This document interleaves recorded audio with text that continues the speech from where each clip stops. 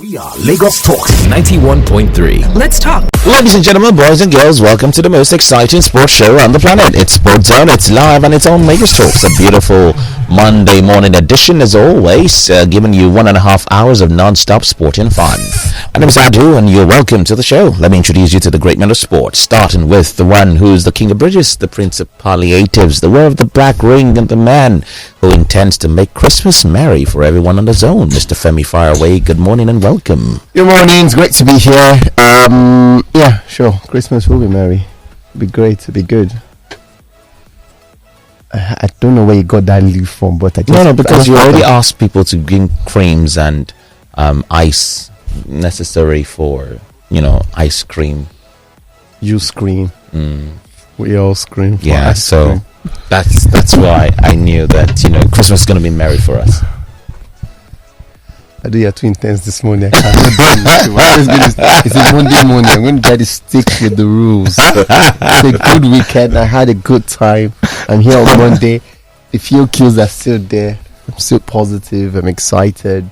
I'm optimistic. Yep, I'm also optimistic. So I would not be drawn into this new stuff you've got going on about cream. No, it's a good week. We're in December. We're counting down to the end of the year. So it's a great thing.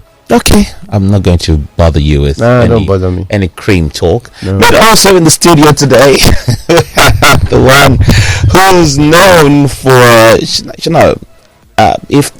let me put it like this: if Tarzan were to have a 21st century distant relative, perhaps they might be, friends. Dum, do you agree? Dum. Good morning. What? Good morning. Good morning. Yeah, but you already said good morning the first time now. But do you agree with my question? What? Okay, you get the joke. Just want to get to have you on the zone as well. Also in the building today, the Eagle landed, of course. Yep, and today's a Monday edition, so the Eagle's flying at the height where he is seen and overseen. Talking about the man who's internationally known on the microphone, the 4-4-4-3-2-2 formation man, the one who also is 36-31-46. And also the sage, the harbinger of joy. That reminds me. Joy used to be a name that was in Plateau State. Was it Plateau State? No, Niger State. Bauchi. Can you imagine? He's a very great individual. Bauchi State, all the way to Bauchi State. He's a great man. Now Inkem was also in Lagos State. Who knows? Perhaps after Christmas season we might have the one person on the zone that should not write a book. That's that person. Yeah, because if he does, it will be a man bringing. It's an expose to sell. It will be a man bringing a coffin to his own funeral. He's got some of the most exciting stories. Absolutely, it will sell, but he'll be in a lot of trouble. I completely agree with you. A lot of trouble. You can call them the Indiana Jones is releasing his new movie now. Yes, so it can be that it can be the Eagle and the Lost Temple of dried bones. Anyway, it's what is with us live this morning. Good morning, welcome. Morning, ladies and gentlemen, boys and girls. An absolute pleasure to be here once again. Hope you had a great weekend. I'm looking forward to the week ahead. It's getting closer and closer to the Yuletide season. It's a season for giving. It's a season for reaching out to your fellow man and woman, no matter how uninteresting things may seem in commentary right now, but hey, this is a season for giving, and by the special grace of God, we'll have enough to be able to give out this season. We have to remember that no matter what it is, we have to thank God for life. I have Dumnodi to my left. I'm sure you're going to watch us later on YouTube and all that. And I like the fact that he's wearing glasses now. It makes him look very intellectual. But in a way, Dumnodi, generally looks like a very tough individual. So I think he's wearing these glasses to soften his look. And between you and I, yes, I did hear a very nice person offering to give Femi hand cream this morning. Oh, it's hand cream. Yeah, it was hand cream. I thought it was ice cream. No, it was hand cream. Oh. What he wants to use is what I don't know. But for me, I learn every day, and that's why I love working with young people, especially the Generation Zs in the studio. That no, Dumnodi is not Generation Z. Don't worry, you're not Generation Z. But Adu and Femi are. And Femi told me, there's this old adage that two's company, three's a crowd.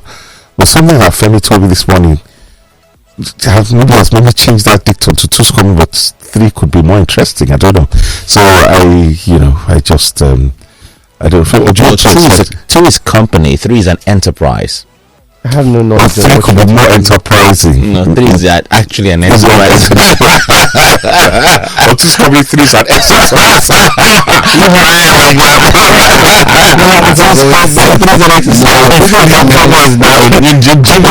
It's very nice to me. Like someone gave me, I think it was last week, someone gave me 10 liters of fuel. Wow. Yeah, so what you saw was someone offering to help contribute this Christmas period by, I'll get you cream.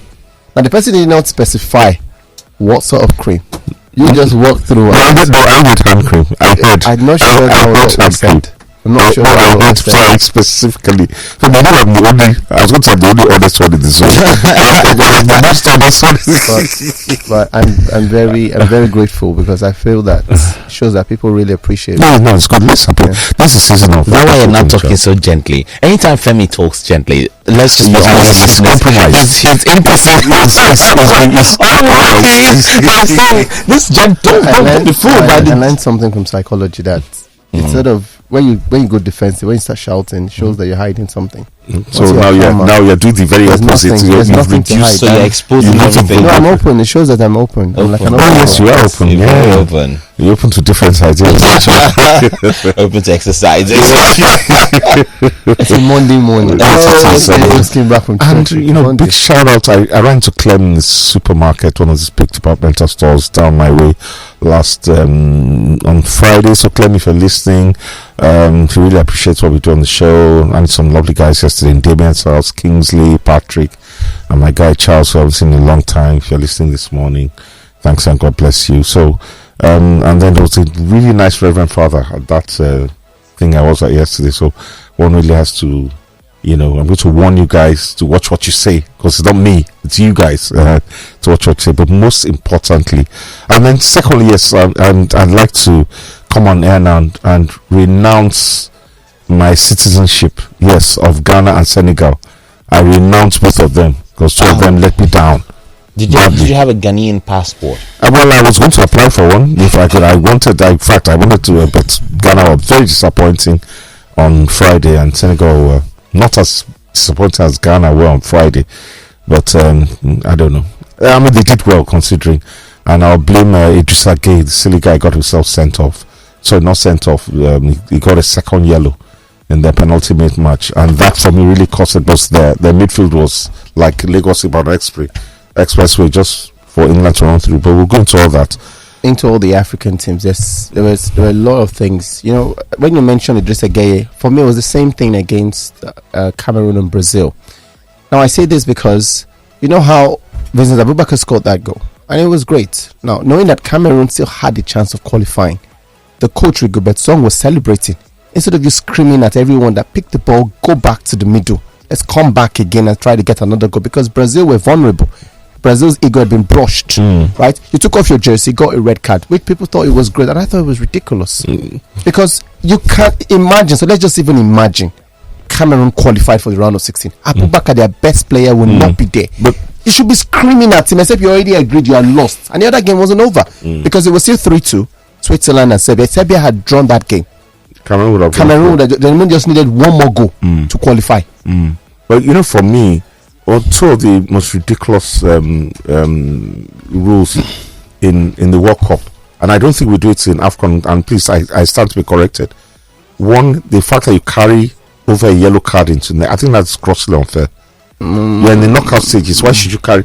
I think there should be an amnesty of yellow cards. Yes, you have a point. But that's a punishment. That's the punishment. Why? If you know that there's punishment waiting for you in the round of 16 for that yellow card, you'll be more careful. But imagine someone saying, "Okay, it's just to pick up 2 yellow cards. There's nothing. I'll be fine. I'll play the next game." Are you talking with respect to Vincent Abubakar's issue? Or generally? No. Well, that one for me, generally, I really don't understand why it should be booked. It's a second yellow, but I don't understand. I don't get it. I think scoring a goal is is the ultimate. That's what we go to. I think he reaction and emotion from the I don't understand why you look at. Why not? Yeah, that's the rule. Is a stupid rule. Why is he taking? No, why is he taking off his ear? Why is he taking off his shirt? No, I'm just saying. Sometimes because FIFA is trying to avoid a situation where inscriptions around the body, something goes offensive to the fans and message. They're trying to avoid that. I remember a starting game in the La Liga. I think it was Villarreal that scored a goal. A player in Villarreal scored a goal, and he put up his head. What he was trying to celebrate was, I think it was a player who got injured or something like that. I don't know what the meaning of that. He got a yellow card for that. It was a second yellow card, and he got a red card. And they were complaining that he didn't say, but maybe they're trying to avoid situations like that. But see, when you come to scoring goals, you can't control how a player will react. One and two, saying the player will go and pick the ball and go to the center for the coach cannot enforce that. That's one. There are people who are conscious of the fact that the sense of urgency. The people who do that a lot are not Africans. When we come down to sub-Saharan Africa, we are not conscious of that. If it was a Moroccan that scored that goal, they won't celebrate. They'll go pick the ball, go to the center, so that you can start. But you say, at the end of the day, whatever. Now in these days now, even if celebrating a goal, the time he wasted in celebrating that goal is going to be taken into consideration. Exactly, everything. So whether you take the ball to the pit, whether you run down the pitch, it's the same thing, because even if the opposition decide to. No, but Dumnodi, I'm listening to your analysis, and while I understand emotions in terms of you're celebrating, you scored a goal, you're excited, you need to understand that Cameroon knew what they needed to do in that game was win, or else they stood no chance of qualifying. Right, once you have scored in this tournament, we've seen that things can change in the last added minutes. Now, Brazil were shocked because Brazil practically controlled that game. But you see, interestingly, for Cameroon, they're also shocked that they should score first against the right side. So, why was the coach celebrating? Coach left his point, ran all the way. But the coach, he scored against a Brazilian team. The coach was obviously checking. I'm sure they're giving him information on the bench what the other game is going through. What you should be saying is, guys, I know you're good. Go back. Let's start again. We'll celebrate at the end of this game. If we win this game, and if we win, we'll celebrate. If we don't win this game, we're out of the tournament. Remember, the word out of the tournament is somewhere there. The coach of everybody should be the one to manage and say, look, guys, let's go back. Abubakar took off his jersey, and that's why I asked you, if Cameroon had miraculously qualified, Abubakar would be suspended for this game. But anyway, but these are things that we can't really do. But you know what? Congratulations to all the African teams. I think for the first time, the 5 teams, they impressed one or the other. They all won a game. Yes, they won Tunisia. I think they won a game. I said except Ghana. I'm not saying Ghana were dismal against. Yes, and how do you think they were dismal? Position before the World Cup that they were going to go out in the first round. Yeah, the group stage. But you see, Senegal and Morocco proved that wrong by moving beyond all the because that was what I thought. Okay, that's what I thought, because I thought this would be Africa's worst World Cup. Going by what? No, but statistically it's our best. Yeah, but then you also begin to question the argument of coaches, homegrown coaches, and those relics we bring from European Museum. I like that. African teams over the history coaches. Yeah. African countries, if you want to attract the best coach, you must be ready to have a structure and influence to play these coaches. It's not go and get one 5-a-side coach or one gym attendant to come and handle the national team. But then we should also be conscious of the fact that we have coaches who go through courses, train, certifications, and they got the competence and the quality. Give them the opportunity. Like what these other 5 countries have done. Morocco for me, it was shocking for Morocco to have sacked the highest paid coach in Africa, Brahim Al-Wadic, and getting somebody from Wydad, a young man who nobody rated. But people want to have gone through Wydad's history. Find out that guy was part of Wydad's successes last season in the Moroccan League and even the Champions League. They went back to it. Cameroon did the same thing. So no, Patrice, you can't coach this team. Going to get a coach, of course, ex-international, and this team in a difficult match. Forever. Did the same thing. Senegal held on to their own. Ghana did the same thing. See, we need to keep developing our coaches, promoting our coaches, giving them opportunities like we did for some of this show. All right. Why is General not getting a job now? I beg. Let's not spoil the mood this morning. We're all very cheerful. We are Lagos Talks 91.3. Let's talk.